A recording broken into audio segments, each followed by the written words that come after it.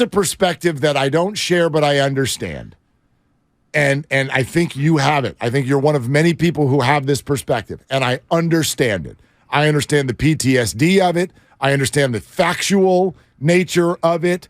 I understand that some of you believe there is way too much of a common thread between Kyle Shanahan and quarterback injuries for QB3 to be irrelevant. I don't share it. I do sit over here on the side of it's just been bum luck. That's me. And yesterday, in fact, this came up. And this is when Kyle Shanahan got a little upset.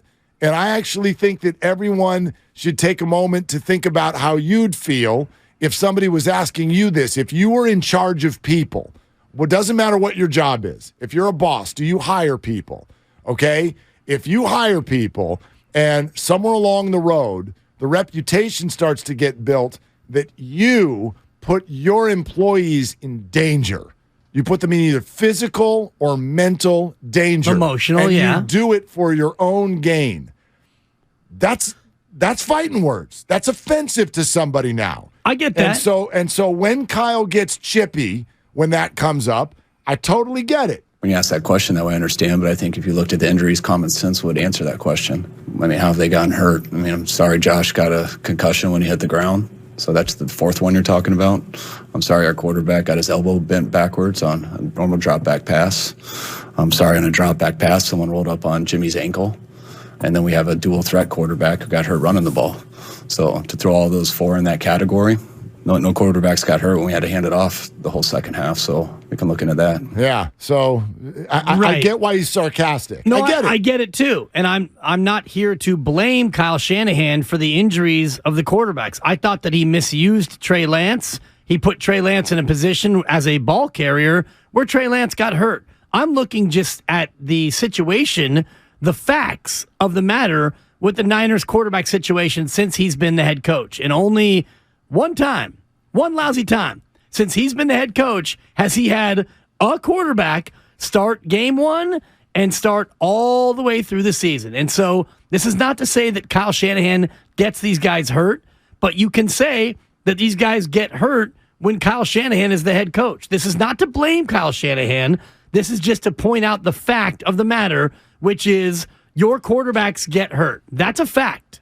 Right. However, it's relevant as to whether or not that's dumb luck or if he's putting them in harm's way when it comes to the QB3 conversation. See, I think it's only relevant to the point where... Because are you supposed to plan for it? Yes. If it's dumb luck, I'm not planning for it. I don't think that you can look at it after 6 years and call it dumb luck anymore. I do. I still... And I think his answer right there shows it. There's no common thread between the four injuries. Well, then you trade Trey Lance. Other than that they're football players.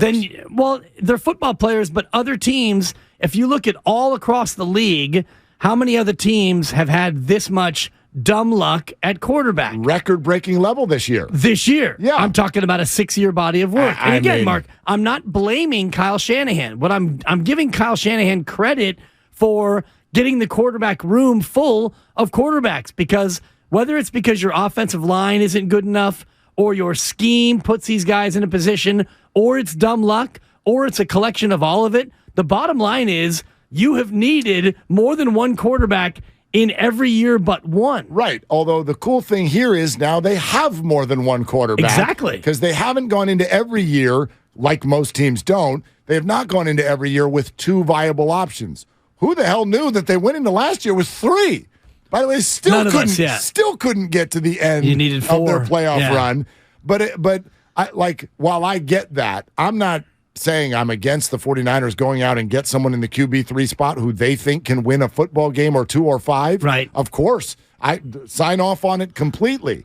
However, I'm not going to put tons of stock and thought and stress into where that goes, because I will start next year again, and you can call me insane for this, but I will start next year again thinking, like, if you get past Brock and Trey, it's probably, if those are significant injuries, it's probably going to be a lost season again. The same way... I don't believe that. Every NFL team does this now, okay? The Chiefs did not play one game this year where they thought to themselves, if Mahomes goes down, we're okay. The Bills didn't play one game this year where they thought if Allen went down, they can still win the Super Bowl. The Ravens ended up with using 3 guys. And or 4 even. They limped their way into the playoffs, and the lack of Lamar Jackson showed, and a rookie mistake at the quarterback position literally knocked them out of the playoffs. The Bengals, right? They've had Burrow for 3 years now. They go very far in the playoffs when he plays, and then one year he tore his ACL and their season was over. So I don't know. I look at this almost from the other perspective. The 49ers might, we don't know yet about Trey, they might have 2 guys with whom they can win. Hopefully. That's more than everybody else. But you also, based on their own track record, you need to have a third quarterback who at least you can put in there if it's Andy Dalton, if it's, C.J. Beathard, if it's Nick Mullins, whoever it is, you need to have a third guy that you can at least put in a stopgap way and think maybe we can keep this team afloat. Because if you look at the quarterbacks by year under Kyle Shanahan, 3-3-1-3-2-3 in terms of guys who have started games. Sure. So this is not to blame Kyle Shanahan. I think that's patently unfair in a violent sport.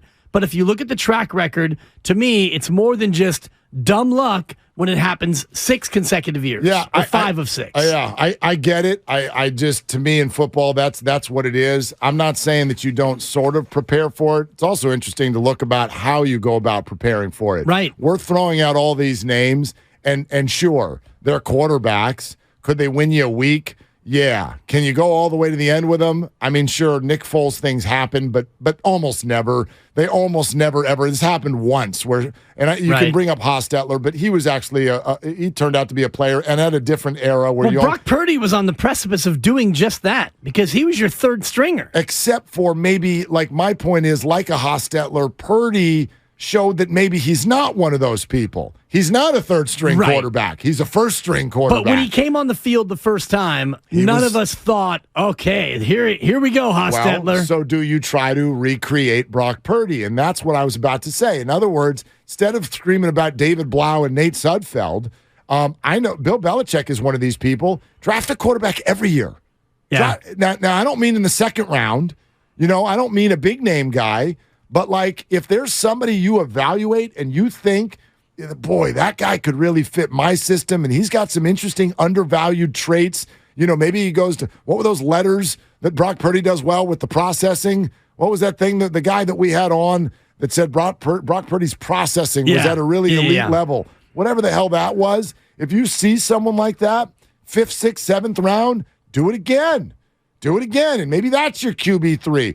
If I'm an NFL team, QBs are so much more valuable than everybody else. I'm stashing somebody. S3 cognition. There you go. Sorry, it took me a minute. If you see, you're like, hey, there's a guy out of Louisiana Tech who's got some serious S3 cognition going on, and nobody knows about him. All right, take that guy in the 6th round or whatever. Stash a QB. It makes all the sense in the world. Patriots, Bailey Zappi in 2022, 4th round out of Western Kentucky. Mac Jones the year before. The year before that, they didn't take a QB. The year before that, Jarrett Stidham. There you go. 4th rounder out of Auburn. The year before that, Danny Etling out of LSU in the 7th round. In 2016, Jacoby Brissett in the 3rd round. I mean, to your point. And the year before that, I think, was Jimmy Garoppolo. 2 years before that. 2 years before that. Eastern Illinois, Jimmy Garoppolo. And then before that, they actually, Ryan Mallett in 2011 out of LSU. It's not quite every year, but to your point, a late round pick. And by the way, the Niners, I think they have 6 7th round picks now, and they've got 8 3rd round picks. Right. I don't know. They what got a bunch of comp picks that they can. You could take one of those picks and just throw it at a quarterback like you're talking about. Totally. Yeah. And a lot of times you turn those guys into draft or into capital later on. If Zach Robinson, right? If out of Oklahoma State. If they think about this, God. if you come in as a backup and you look good for 2 weeks, somebody going to give you a 2nd round draft pick for him. Kevin O'Connell in 2008. You remember him? I mean, how many games did Garoppolo played when the Niners acquired him? I think he had 2 starts. That's it. They had 2 rings. But he looked good. So it's like, hey, let's get that guy for a 2nd rounder. Right. And then he won 5 more games and became the highest paid player in the NFL history.